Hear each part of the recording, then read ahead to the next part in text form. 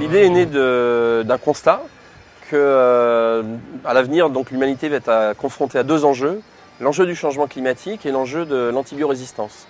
Avec le changement climatique, il va falloir trouver de nouvelles alternatives pour nourrir les hommes, pour nourrir les animaux. Il y a de moins en moins de terre, il y a de moins en moins d'eau, donc il faut trouver de nouvelles ressources. Et les algues poussant dans la mer ne sont pas en compétition avec les céréales, elles n'ont pas besoin de terre, elles n'ont pas besoin d'eau d'irrigation, donc c'est une ressource qui est encore aujourd'hui inexploitée. Et ensuite, il y a dans ces algues des principes actifs qui vont avoir des effets bénéfiques sur la santé des animaux, des plantes, des hommes. Et ces effets bénéfiques peuvent être utilisés en substitution des antibiotiques.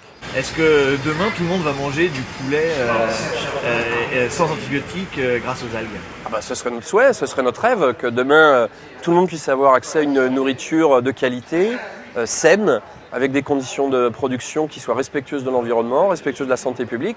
Ça, ce serait notre rêve. Maintenant, aujourd'hui, c'est qu'un pilote, on est en train de lancer le projet. Ça commence bien, on a déjà 20 lots qui ont été produits sans antibiotiques grâce aux algues. Ça fait à peu près 500 000 poulets. Bon, c'est un début, mais c'est très prometteur. On voit des Chinois qui s'intéressent aujourd'hui à la question. Les Asiatiques sont très à cheval sur la sécurité alimentaire. On imagine que ces poulets, on va dire premium, peuvent les intéresser? Oui, tout à fait. Donc, hier, avec Hervé Balusson, nous étions en présence des premiers ministres chinois et français. Il y avait une visite du premier ministre chinois en France, à Toulouse.